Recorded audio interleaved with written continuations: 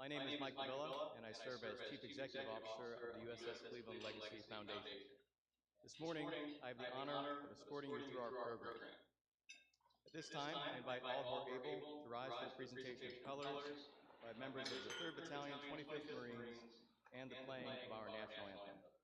Color Guard, parade the colors.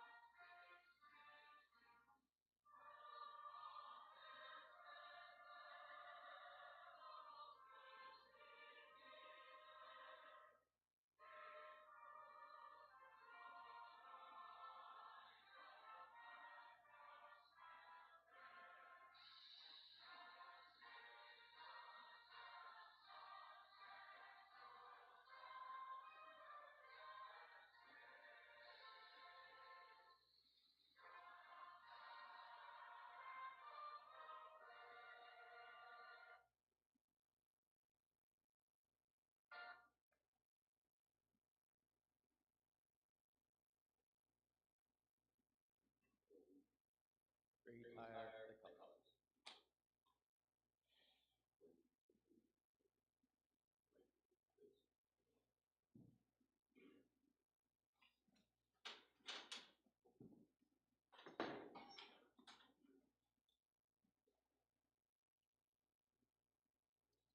Please be seated.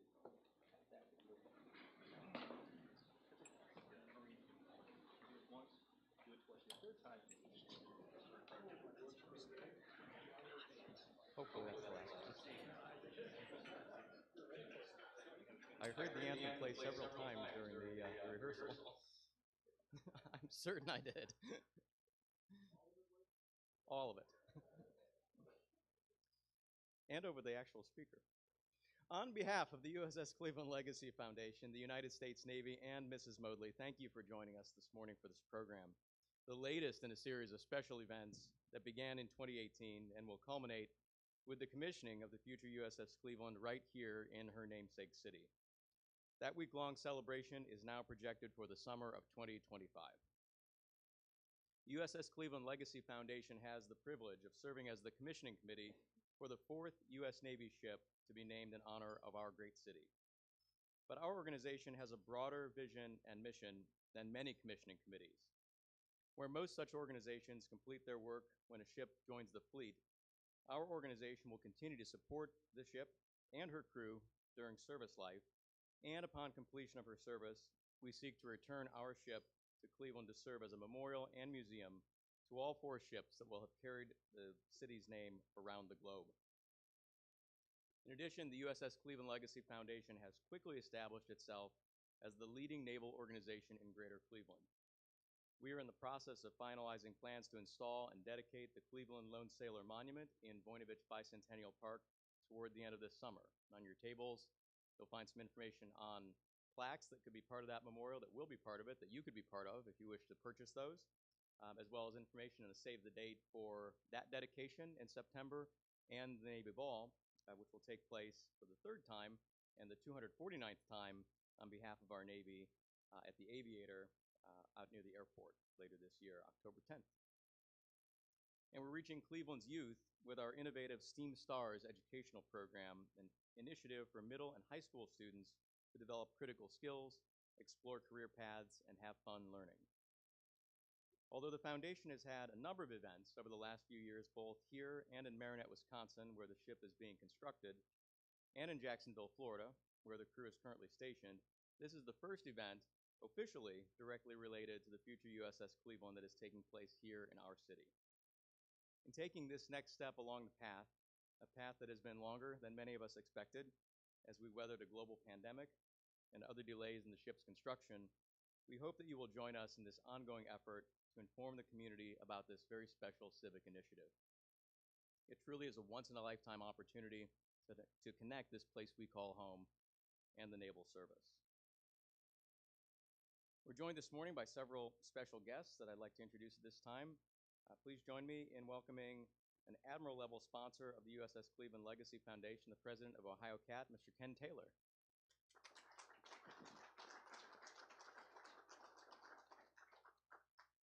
We're also joined by the representatives of several military units. You've just seen the 3rd Battalion, 25th Marines from Brook Park, Ohio. Also with us this morning are representatives from the U.S. Coast Guard 9th District Headquarters located here in Cleveland, and the Navy Talent Acquisition Group, the recruiters, down in the Ohio River Valley. Welcome to all this morning.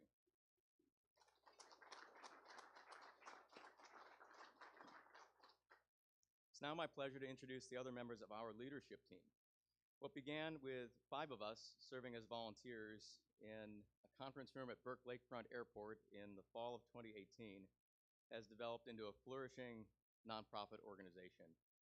Would the members of our board of directors who are with us this morning please rise and remain standing?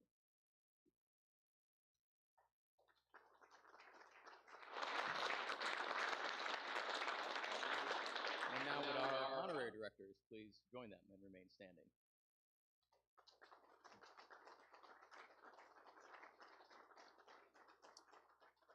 If you or your organization are donors to the foundation, please rise and accept our gratitude.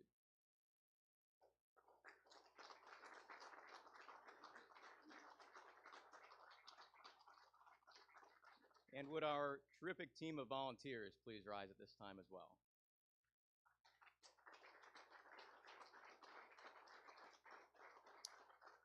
And now, if there's anyone left, please stand up. Come on, participate in the party. We're really pleased that you're all here this morning. We invite all Clevelanders to stand up and be a part of our exciting mission. That mission is to send USS Cleveland to the fleet with the greatest start possible, to support the ship and her crew throughout her service life, and to welcome her home to Cleveland at the completion of her naval service. Thank you all. Please be seated.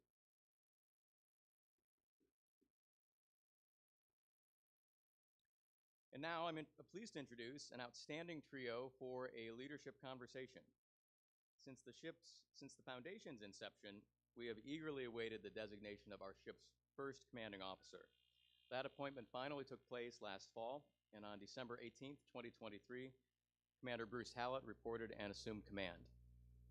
In the meantime, we've had the pleasure of working with two command senior chiefs, and now a master chief, who, as the crew has grown to more than 100 sailors. Recently promoted to Master Chief is Carla Bellamy, who we welcome this morning as well, who's doing a fantastic job as the Command Master Chief. And finally, to moderate this conversation with these two terrific U.S. Navy sailors is a retired Navy sailor who spent 22 years in uniform, first as a cryptologic specialist and then as a Navy career counselor, my colleague, Courtney Smerdell, our Director of Operations. Skipper, Master Chief, Courtney, would you join us in the front?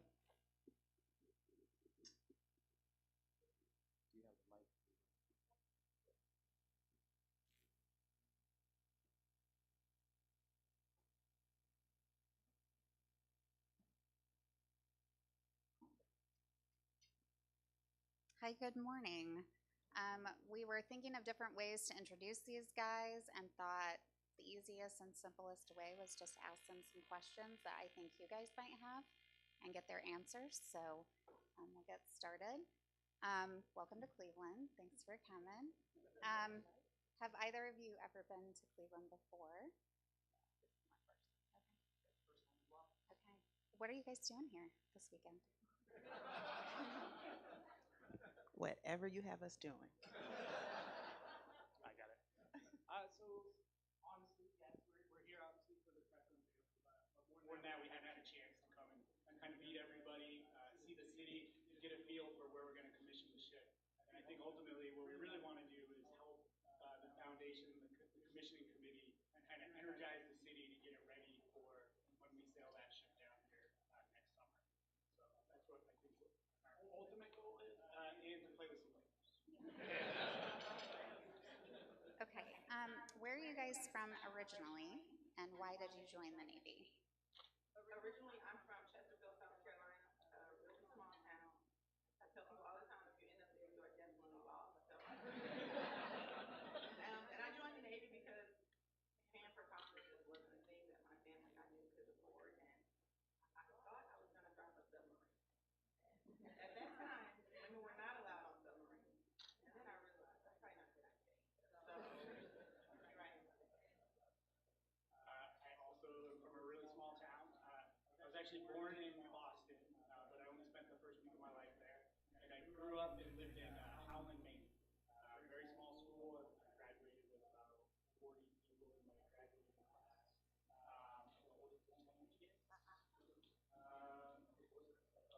Why did I join the Navy? Very similar to Master Chief. School was at the bottom of my priority list. I love Boy Scouts. I love Boy Scouts. Love the outdoors. I'm sorry. Here I am thinking that I was being nice and loud for everybody, but not for the live feed. All right. So again, born in Boston, grew up in Maine, oldest of 10 kids. Joined the Navy because school was kind of at the bottom of my priorities, obviously, when I was a teenager. And even in 1998, college was still expensive. Being the oldest of 10, I was going to have to pay for that by myself. So I'd always loved the ocean. My dad was in the Coast Guard. My grandfather was a merchant marine, and loved sailing. And there was just kind of a calling. So I actually tried to join at 14. The recruiters at the Rockland Lobster Festival kind of laughed and said, come back in a few years. But in 1997, I did the delayed enlistment program, and then I actually went to boot camp in July of 1998 after I graduated high school. Okay, so you went to boot camp. So do you want to tell us a little bit more about how you became an officer, you went enlisted, and... So funny story that I tell my sailors, I did the delayed enlistment program, but then I did see if I could do ROTC. And so I went to applied for ROTC and got an interview. And I went to the college campus and met with the very nice lieutenant that was there. He was a sub officer. I don't hold that against them. But when we got done with the interview, he looked at me and very politely said, you're just not officer material. And I said, okay, thank you much. And I left the ROTC building and continued on with my enlistment. I think during my first enlistment at some point, it started showing up on my evals that I should do the Seaman Admiral program. And I sat down with the XO, and he recommended that I do that. And I said, all right, if that's what you guys want, I'll submit an application. So I did an application, and I think it was about 2001. We were off the coast of Kuwait, and I found out that I got picked up. So I had a decision to make whether I wanted to do that and stay in the Navy, and that's what I wound up choosing. So that's how you became an officer, but what did you start as rating wise? And then can you tell us a little bit about like your career path up to this point? I feel like Carla's getting out of a lot of this. I'll just say that. All right, so I came in as an electronics technician. I was an Eagle Scout, so I love the fact that I got bumped up in boot camp automatically to an E2, so that was great. I was getting really high pay then. And then I made automatic E4, which was even better. So I was on the USS Ashland for my first tour, and I did a couple deployments on there. And by the time I got ready to commission, I was an E6. So, and I went to school in 2003 is when I started the Seaman Admiral program. What was the rest? Sorry. Oh, my career progression. Okay. So I went back to Maine to go to school. I went to Maine Maritime Academy, where I studied engineering on the chief engineer side. And then when I got my commission, the Navy, as it usually does, said, we're really happy that you studied engineering. You're going to do all ops stuff in your career. So I've never been down in the engineering plant at all, or used that really. So I went back to an LSD. I went to the USS Oak Hill, where I did my first 2 tours. I was the CIC officer, and then I was Traino. Also kind of in there, I got to go do a deployment with Fibron 6 on the USS Nassau, which was a really good time. And then I went back to shore duty, where I went back to Maine Maritime as a ROTC instructor, which was one of my most favorite tours, highly rewarding. And after that, went to department head school, where I went to the USS Fort Sherman, where I was the ops officer. And then I went to Desron 22, where I was N3, which is the ops officer. And then after that, I went to Italy, where I was in the N35 shop, and I did future ops as a maritime planner. That was another highly rewarding tour professionally. A lot of hard work, and of course, my wife loved the fact that we went to Italy. It was her idea. So she was really happy to go there, and we got to do some travel before COVID hit. And then after that, I was selected for XOCO, and wound up picking the USS Detroit. So I did my XO tour on the USS Detroit, and then we just decommissioned her. And sometime as I was the XO, had a really great conversation with the now Commodore of LCS Ron 2, Commodore Haney. At the time, he was Commodore of Surface Div. And he said, I think I have a great assignment for you, since we're going to decom Detroit. I think I want you to be the commanding officer of the Cleveland. And so that's how I wound up here. Okay, now it's your turn. So you're now a command master chief, but can you talk about your career progression from boot camp to now? So I originally joined as a hospital corpsman. So I joined in 2001. So you're old. I did a week out of high school, and a week later I was on my way to boot camp. First time ever on a plane, and I cried, boy. But best decision ever. So boot camp in Great Lakes at the time. Hospital Corpsman A School was in Great Lakes as well. Left there. I chose Surge Tech as my NEC, so got to go over to Camp Pendleton through FMTB at the time, or FMSS. Now it's FMTB. So, and then I did Surge Tech C School down at Balboa, and then my first tour was 2nd Med Battalion in Camp Lejeune. So I did 3 years with the Marines there. And I left there, went to Naval Health Clinic Charleston. At this time, I had done nothing with surgery. So, again, Navy and its infinite wisdom, you spend money, and that's not the job you do. So, did that, worked in the dermatology clinic, was by far the best job I ever had. Left there, 2009, went to Yokosuka, Japan, and I deployed in 2011 with the ERSS as part of the anti-piracy ops out in Fifth Fleet, so we did that. Came back, went to Naval Hospital Portsmouth, where I was in the OR, but not really in the OR. Then I got to go over and work in DNS, all the wards. That became my leadership role. Left there, I picked up chief, left, and went to the USS Harry S. Truman as the dental DLCPO. I know nothing about teeth, so couldn't help out at all, but had amazing tour. Sailors were amazing. It was just great professionally, that's for sure. And we left there and went to Camp Lejeune again. We were supposed to go to Okinawa, but my husband picked up chief, so that, you know, worst decision ever, but great professional decision. But we went to Camp Lejeune, and there I was in charge of medical services, so all of the clinics, ER, all of that good stuff. COVID hit, and boy, our work picked up, so that was definitely a tour for the books. And then I picked up Command Senior Chief in 2022, 2023, actually. I had orders to USS Billings, but Cleveland chose me, so, because en route, they were like, oh, you're going to Cleveland. I was like, okay, if that's what you say. So, got there in May. In August, I went out to meet the USS Detroit. Their SEL picked up Master Chief, so I went out, relieved her, and brought that ship back. And now here I am, ending my tour with Cleveland. So, yeah. We're sad about that. You guys both mentioned that you were on the Detroit. For you that don't know, that's one of our sister ships, the Littoral Combat Freedom Variant.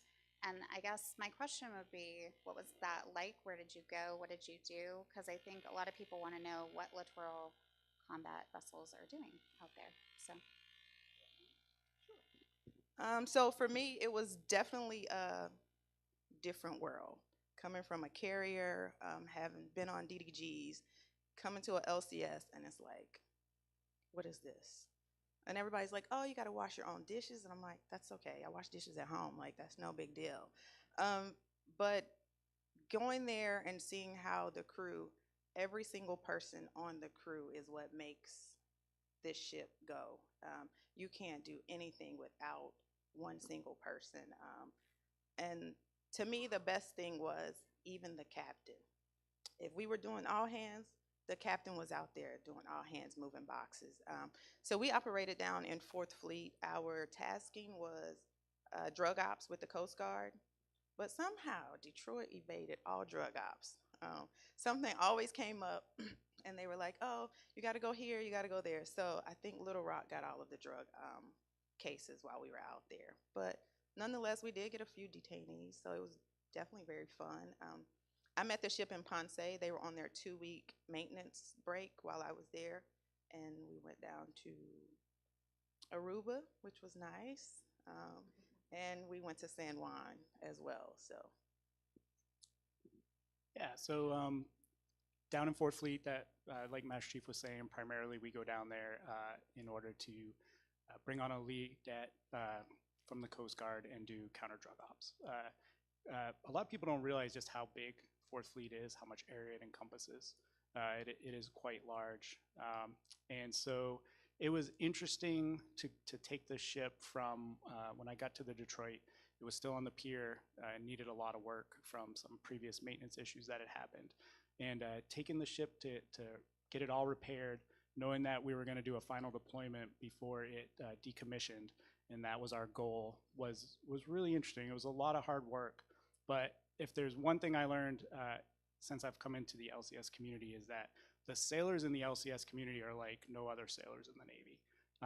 They're highly trained, as all sailors are, but we cross-train them in a way that's different on any other ship, because the crew size is so small that you have to rely on all these sailors, and you have to rely on them to do multiple jobs. Many times they're in 3 sections duty, both in port and then when we're underway. And they do an incredible, phenomenal job, and they're so hardworking. And when we go down there, what makes us successful is the way that we all come together as a team. And that's, with the lead that's on board, we usually bring them on board about the week before we go down, and we do some training together. We kind of iron that out and become a really good team together. We also bring on our Helo Squadron a couple weeks before we go down, and we have to learn how to work together with them. So you're bringing on roughly In that case, it was around 40 sailors, kind of last minute, you know, between the aviation debt and the lee debt, that they had to figure out how to integrate into that ship, and they did a fantastic job, and they did it flawlessly. We do get to go to some exotic places, Guantanamo Bay, Cuba, quite a bit, but there are some other good places. I know when I was on there, we went to San Juan, Ponce, and then we got to go to Barbados, which was interesting. Unfortunately, Carla and I didn't get to work together when we were on Detroit. I got hurt and actually had to leave the ship just as she was arriving, and we were actually really looking forward to kind of working together as a preview of our time on the Cleveland. But yeah, LCS it's actually a fantastic platform to be on, a lot of fun to drive, very versatile. The only thing is, as the XOCO, you're constantly stressed about how much gas do I have. So that kind of runs our life, just like, you know, going down the interstate when you're trying to travel across the country is how much gas and where's the next gas station. So. So you guys are here this weekend. There's 7 of your sailors joining us later this afternoon. I guess my question is, so we do sailor support and we try to do what we can from afar, but what is it that the sailors are doing down in Jacksonville right now? Are they training? Are they deploying? Like, what is it their day-to-day looks like? So some people would probably say that they do nothing on their day-to-day. But our sailors are various TADs. They are always TAD, actually. If they're in the building, it's more so probably because they have a school coming up. So some of them have up to a year or 18 months pipeline in order to become ACC 100 to take the ship out. So a lot of them are going to schools every other month. Some are 3 to 6 month schools. TADs, ship taskings come every week. So every week we're trying to say, no, we can't send them somewhere. They have this, they have that, but they're going to support other ships on their missions because, again, as you all know, there is, or you may not know, there is definitely a shortage of sailors manning ships across the fleet. So they look at us and they're like, well, you have 100 bodies sitting here in a building, but not looking at what our sailors actually have going on. So they are definitely out supporting different missions at any given time. And then they're just enjoying their family, waiting for Cleveland to commission, because once that happens, they will go into definitely a hectic workload of probably every 3-day duty and just keeping the ship up. So. Yeah, I think Master Chief pretty much hit on all the big points, but the thing is, it speaks back to when I talked about cross-training and just how much we rely on a lesser number of sailors on this platform to do the same amount of jobs that you would do on any other platform in the Navy. And they do have a long pipeline. They have a lot of schools that they go to. And, you know, we also have a really great training facility down in Mayport called the Littoral Training Facility, the LTF. And it's a very effective way of training our sailors, where they have a bridge simulator that links up with the combat systems simulator. There's also an engineering side where they can do training down there. So they spend time in there learning how to drive the ship, how to operate the ship, and learning how to work as a team without ever actually being on the ship yet. And the other piece with our sailors is we encourage them and we send them out. A lot of them go TAD to other LCS platforms. Some of them even go out to DDGs in order to kind of help supplement those crews when they're going out. So they do spend time out on deployment, seeing what's going on the ships, and they work really, really hard. And I do think it is important, and I told all of our sailors in our very first meeting that this is the opportunity for them to get some family time. Because as you know, once you get on that ship, it gets busy. We're going to take them up to Marionette when it's time to bring the ship back around, and we're going to keep them away from home for a little mini deployment of about 4 months. So when they are kind of in the building in between training, I do encourage them to spend time with family and make sure that they've got everything squared away, because when it comes time for us to go, then I really need them to be focused on that. So we do want them to get time with their family now. You mentioned Marionette, and can you talk about what that looks like? Does all the crew move up there? What are you guys doing up there? How does it look to prepare? When does the Navy get custody of the ship? Those sorts of things. So the way it generally works. And this is my first pre-com, so I'm learning as we're going as well with all this. There's 2 other ships up there right now that are waiting to commission, the Nantucket and the Beloit. And that's another thing that we do with our sailors, is we'll send them up there to do things on board Nantucket and Beloit as they go through this. But essentially, as the ship gets towards its kind of completion date, they set builder sea trials and acceptance trials. And we'll send up a couple of our sailors for those builder sea trials where they'll actually, and I'll go up as well, and we'll go out on the ship, and the shipyard will put it through its paces with Navy on board. And once that's done, they'll do an acceptance trials where the Navy actually says, okay, everything's working the way that it's supposed to, we're gonna accept this ship. From acceptance trials is really where we start to look at going up as a whole crew. So based on when we're looking at acceptance trials, there'll be a delivery date when the shipyard actually delivers the ship to the Navy.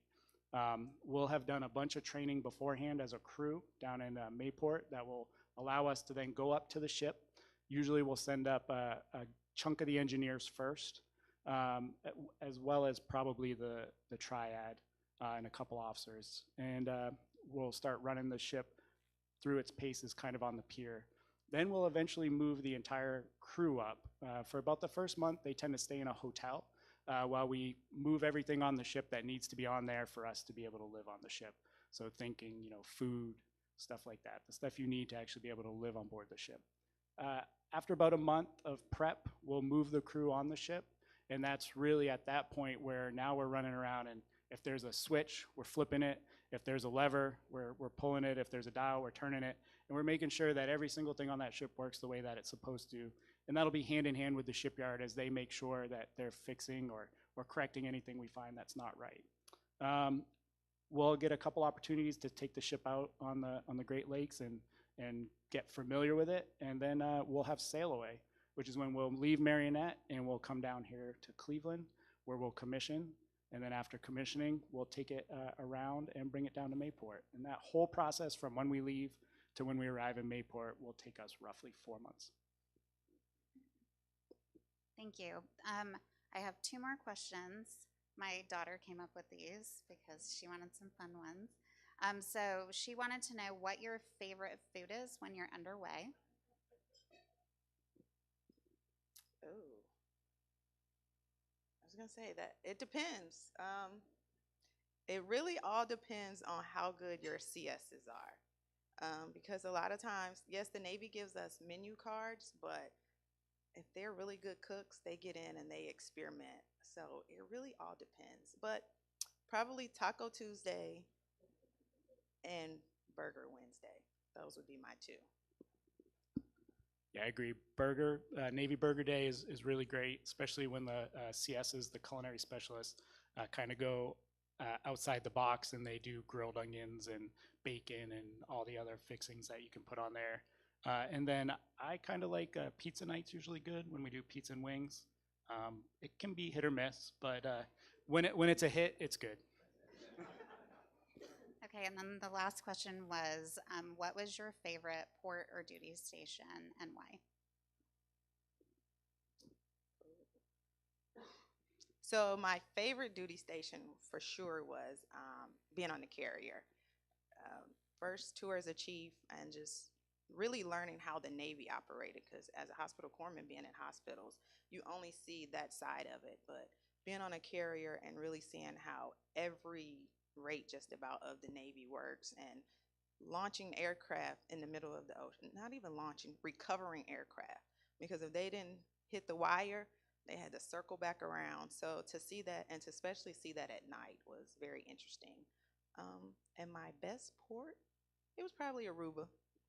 I mean, you can't beat a tropical vacation for free. So it was amazing. So I've only been the CO since December, so forgive me because I'm not going to say this tour yet. It was actually my XO tour on Detroit.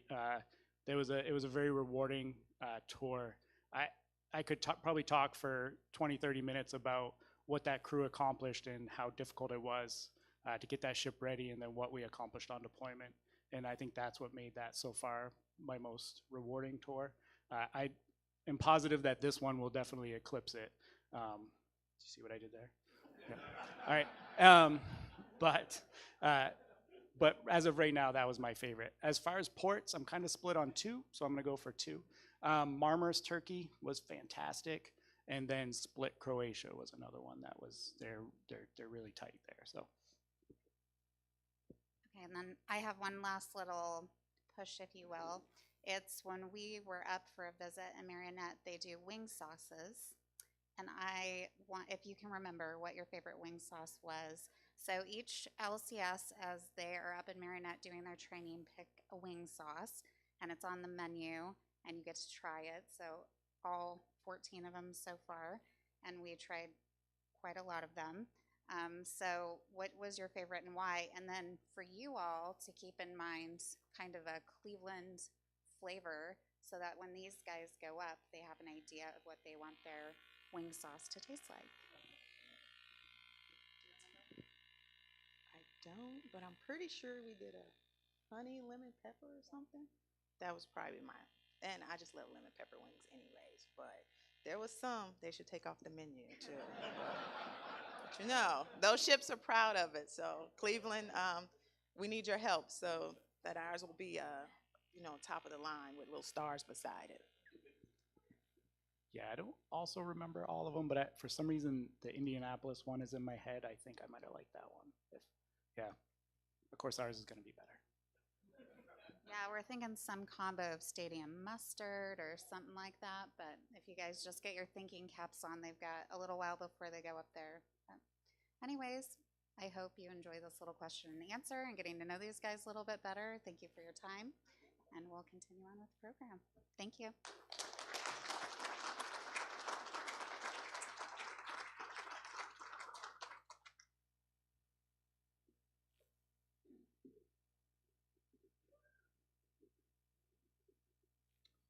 Skipper, Master Chief, thanks so much for your insights, your observations, hopefully entertaining and informative for our audience, especially our civilian friends here. And Courtney, thanks for facilitating that great dialogue and more importantly, for everything that you do as my partner for the foundation each day.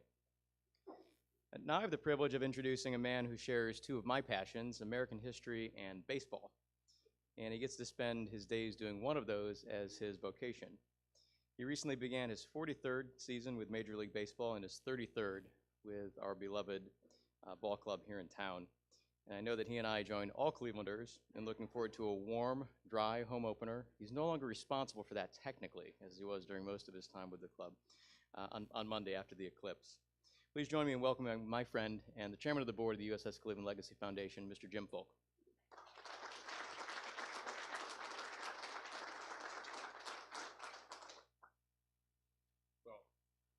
Thank you, Mike, and thanks to all of you for being here today. Really an honor to be here with you all. Skipper, Master Chief, Navy, Marines, Coast Guard, there's an Army guy here someplace, two Army guys here someplace. So it really is great to be here. But supporters, friends, fellow board members, this is really one more of the series of milestones that we get to embark upon.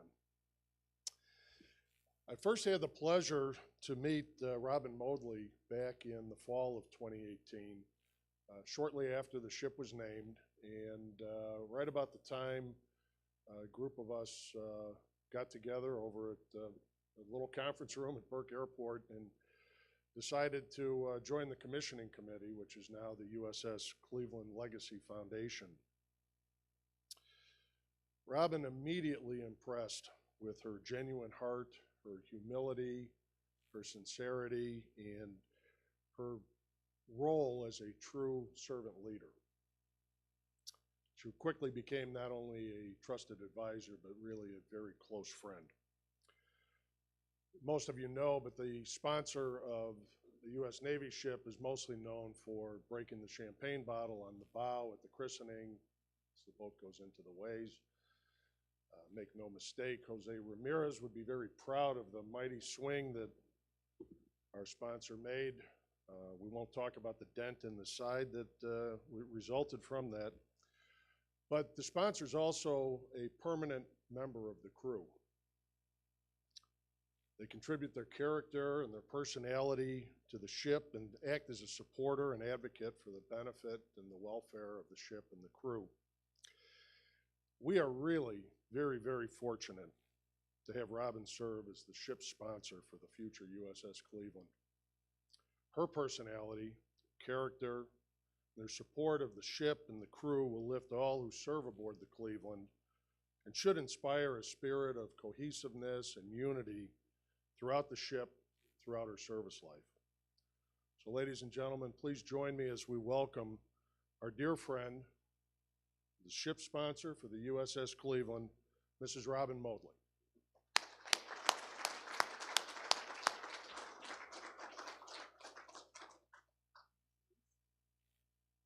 Wow. Thank you. Good morning.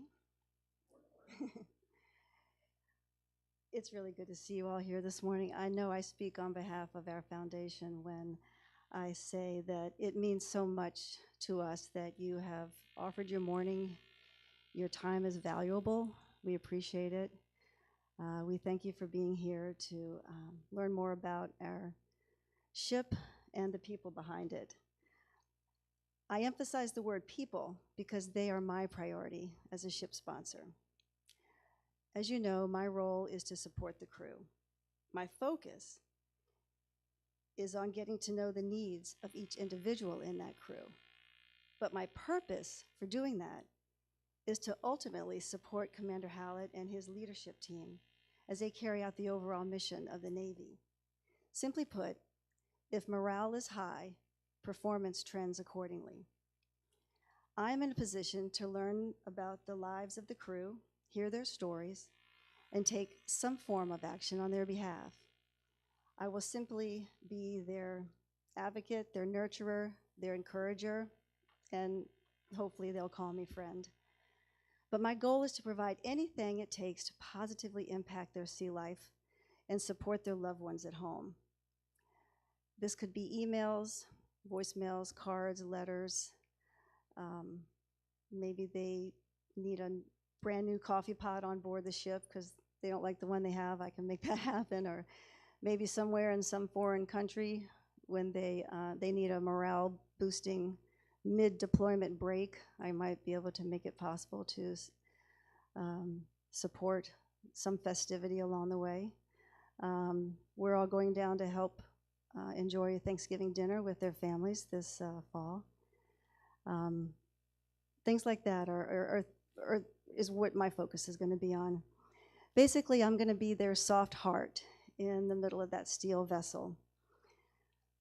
If I may be so bold, and with all due respect, please allow me to remind you that our great ship, LCS 31, with all its updated systems and innovative technology, named after our great city, the future USS Cleveland, is still, at the end of the day, a ship. However, it is the sailors on that ship that give it life. It's the sailors that carry out the mission of the Navy. These sailors are real people with complicated lives, yet they have to function at the highest standard to meet the demands of the mission, no matter what else is going on in their personal lives. They understand the powerful reality of service, not self. As a ship sponsor, I want to be there to attend to their self while they focus on their service to our country. I am honored to be in a position to ensure that their needs are being heard when they are unable to prioritize themselves or their loved ones over the many tasks at hand. I believe that sailors do what is required when they are inspired. It is my strong desire to inspire our sailors with the spirit of the people of Cleveland. You represent those people. You are a community of Clevelanders that are kind and caring, but also strong in your convictions. You are enthusiastically generous with everyone, but you hold patriots like these sailors especially close to your heart. You are strong, confident leaders that still remain collaborative team players. These are the traits I want the crew to grasp. And once the crew gets to know a typical Cleveland sports fans, they will be inspired by your passion and relentless determination to persevere no matter what is going on, and we all know things go wrong. But these are the traits that the community of Clevelanders will pass along to the community of sailors on board the future USS Cleveland. And these sailors, our sailors, will remember your spirit. Clevelanders never give up the ship. And the sailors of the USS Cleveland will never give up our ship. By your presence here today, I believe you boldly embody that philosophy as well.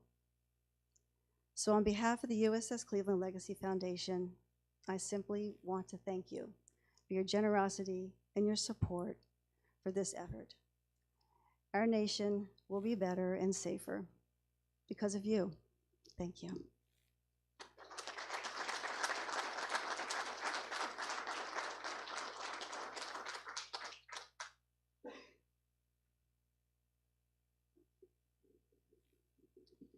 Thank you, Mrs. Modley.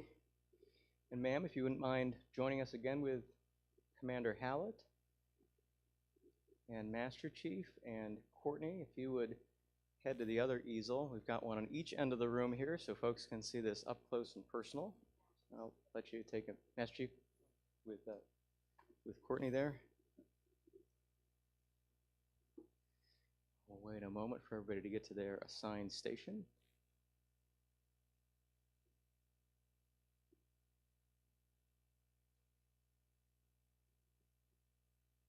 All right, team, would you please do the honor of revealing for us the ship crest of the future USS Cleveland?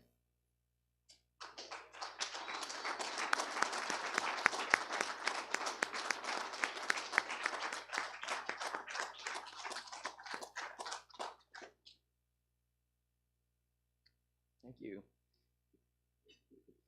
And Bruce, before you take your seat, you're next up. So Commander Hallett will now join us, and as is customary at this particular ceremony, he will offer the explanation of all the symbolism. Both the foundation and the crew had key roles in designing the different components of the ship crest. So, Commander?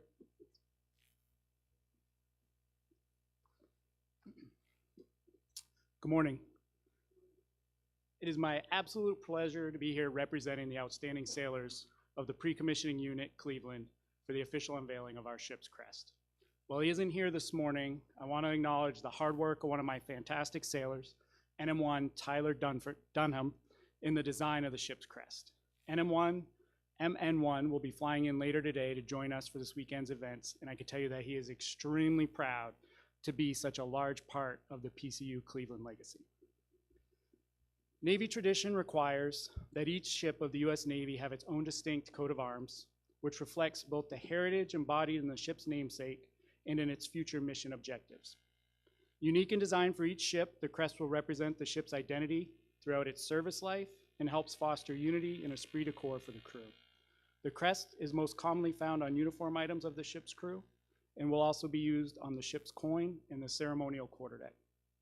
This tradition is so important that the Secretary of the Navy has established instructions for the design and approval of the ship's crest.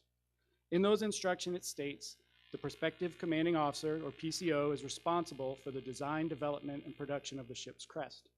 The crest design and production process is time-intensive and should be initiated by the PCO immediately upon reporting to the PEO on official PCO orders to ensure the highest quality product in time to support early establishment of the ship's command identity and for use in the ship's ceremonial events.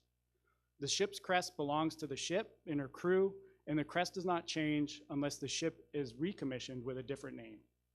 In designing the crest, features of the namesake city are selected and associated with naval history to design a symbol that both the ship's crew and the namesake city can share. In the case of Cleveland, a city with a rich nautical history of her own, the history and landmarks of Cleveland have been incorporated into the crest in order to create this unifying symbol for the crew and for its namesake city. So on the shield, blue and gold are the traditional colors of the U.S. Navy. The wavy flaunches denote the two bodies of water that Cleveland sits on, the south shore of Lake Erie and the banks of the Cayuga River. which I hope I said right. The red lightning bolts represent the speed of the USS Cleveland and are colored red to symbolize warfighting capabilities. The sun in splendor represents the new energy found in modern-day Cleveland due to the collaboration and creativity of its citizens. The sun has 16 rays, marking the USS Cleveland as the 16th Freedom-class littoral combat ship. The open book and winged rod of Asclepius symbolizes Cleveland as the home of the world-renowned museums, prestigious universities, and nationally recognized hospitals. On the crest, the wreath adopts the first named metal and color from the shield and blazon.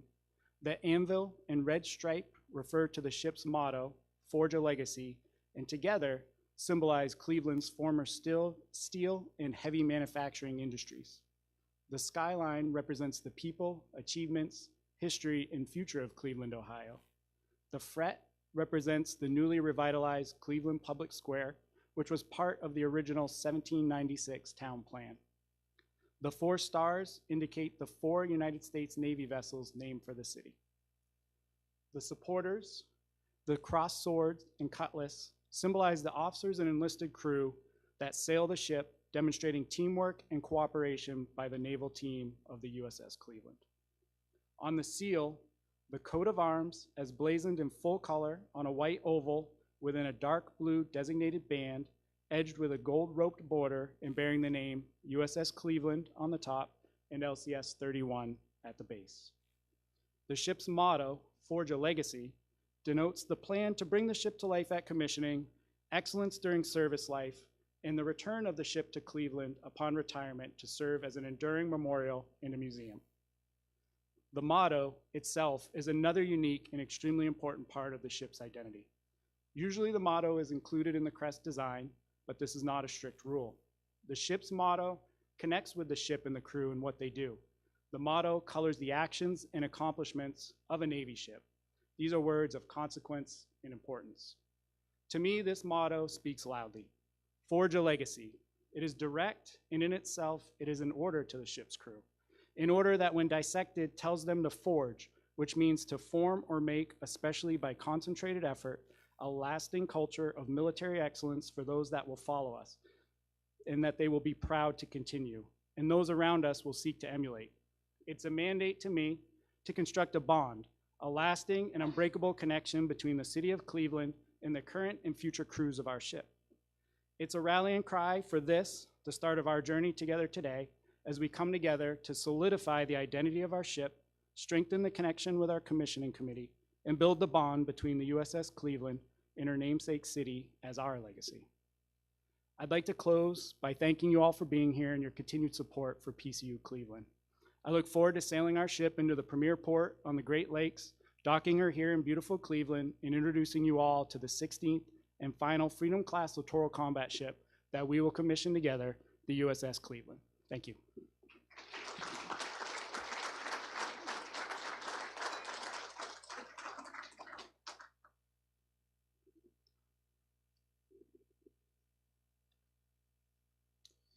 Well, thank you, Commander Hallett. And thank you all for taking the time to join us this morning for this special program. We appreciate all of your involvement and interest in the USS Cleveland Legacy Foundation and the future USS Cleveland. We wish you a fine Navy Day. Thank you.